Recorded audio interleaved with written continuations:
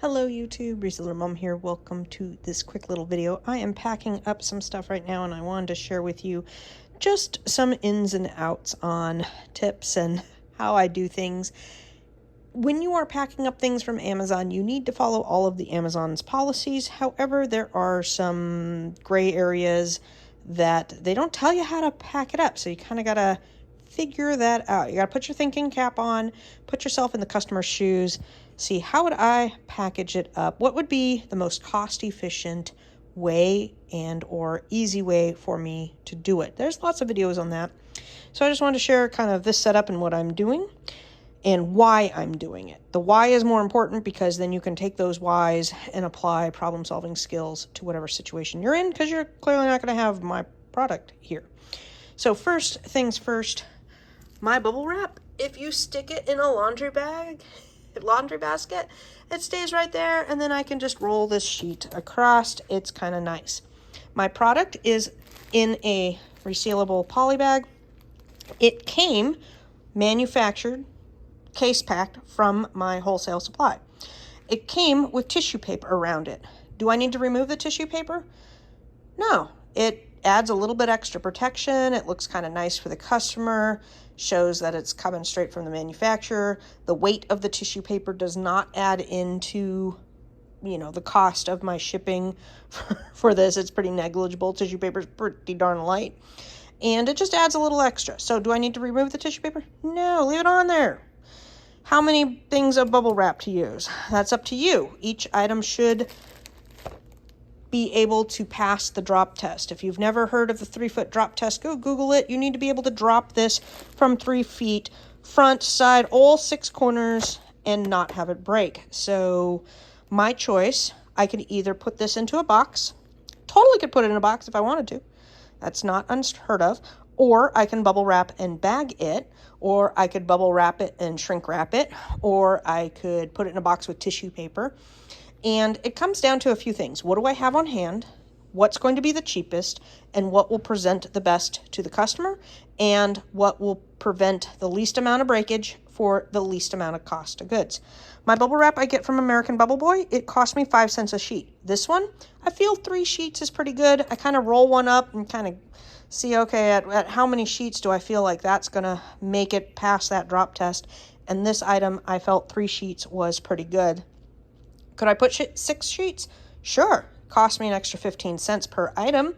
I'm shipping 44 of them out today. So whatever, 44 times 15 cents. Do I want to pay that or not? That's again where you kind of got to do one and then just stick with it. When we put things together for our employees here, we will do one and kind of all come over and say, okay, how do we want to do it? And then standardize the packing and be like, okay, we're going to standardize that. And that's how we'll go. If I put that into a box, my boxes I get from Staples, and they run me anywhere from 42 to maybe 56 cents a box.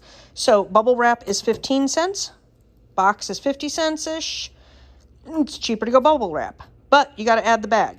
Bags run me 6, cheapest 3. This one I think is either 4 or 6. And as high as maybe a quarter if you get into the 24 by 24 bags, depending on how you get them. But you get my point. These typical bags for smaller items, the 6 by 9 to, I'll say 12 by 15, typically run me between 3 cents to 8, maybe 12 cents a piece. So if you add these together, they're less than 30 cents versus a box starting out at 50 cents. And in the box, I'd either have to put tissue paper to fill it in and or some bubble wrap to, if I needed any void fill. If you had something that matched exactly, then I guess you could get away without the void fill. But if I was looking at a box, I'd be looking at maybe one thing of bubble wrap in a box. So I'd be looking at about 55, 58 cents versus this setup is less than 30 cents. So it cost me half as much to put it in that. Again, that's my choice. You can do whatever you want. I also... The amount of profit plays into that too. These currently make me about $4 to $6 a piece.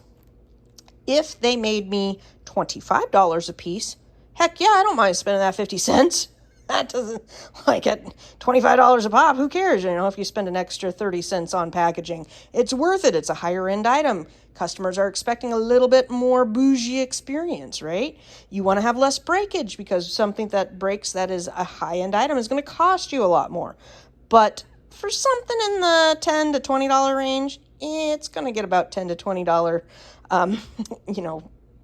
packaging. It's not going to get a bougie experience. Bags. These bags are great. I get them off of Amazon. You can buy on your Amazon business account. You can purchase poly bags and do the tax exempt if they're going for FBA. If you are doing that route, double check, because sometimes I get them regular with tax and they're cheaper than the business ones. Don't ask me why. Like, that doesn't make sense. They jack the price up for business when you're supposed to be getting a discount. I don't know. I don't like that.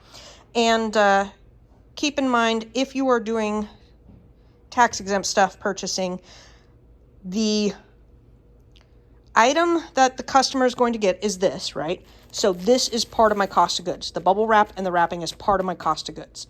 The box that is going to be the FBA box that these go into and ship to the FBA, that is not tax exempt. So go read up on that if you're confused. These guys, these are super, I don't know if it'll do it, but look at that. They will stick. So if you have a pile, you can kind of get them to stick to the pile. So I leave the pile like that. You can also take a piece of tape and stick two ends and have the sticky side up and have them go like that onto there.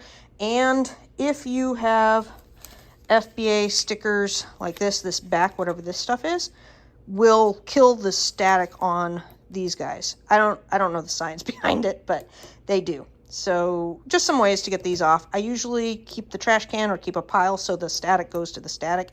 It just helps with efficiency on packing. So my current strat is to take it out of there, get a few lined up, put one on here, 3 sheets of bubble, stick in the bag, seal it, and then I will go through and get everything labeled. They need 2 labels on this one, the FBA, and, well, sometimes they need it, sometimes they don't. And this is a set, do not separate. If you don't have bags with warning signs on them, you need to put a warning label on it that people don't put it over their head and suffocate themselves. The suffocation warning verbiage is many places over the internet, including Amazon's policy, and you can either buy bags with that on there, easy peasy, or get sticker rolls and put it on there, easy peasy. You can print it out on an FBA label or a 4x6 shipping label if you are in a pinch and are like, The rule is if this bag is over 5 inches. Speaking of bags, if you're looking at Uline or the Walmart bread bag or any other bag source that's not your typical for FBA, the thickness of the bag needs to be 1.5 millimeters. If you get the bread bags at Walmart, they are not a 1.5 mil thickness. If you go to a very specialized like Uline or the Boxery, you can get bags that have less thickness. Now, does anybody at Amazon go and test the thickness of your bag? No. No, they don't care. Just like I'm pretty sure that if I put this warning label, if I put some funny story about like don't jump in mud puddles or something, instead of keep this bag out of your head, I bet you dollars to donuts nobody's going to notice that. But I'm just here to tell you the rules. Is anybody going to check up on you? Probably not. But, if you have any problems, if you start cutting corners, it's going to eventually have an avalanche on you. It's not good to cut too many corners in life because it will catch up to you eventually. So, try to buy the right bag, try to buy the best supplies you can, try to present it the best you can to the customer. Just do the best you can. Don't sit here and think that you're going to save, don't save a nickel to wind up costing your business oodles down the line. All right, guys, I'm going to say goodbye and talk to you all later. Take care.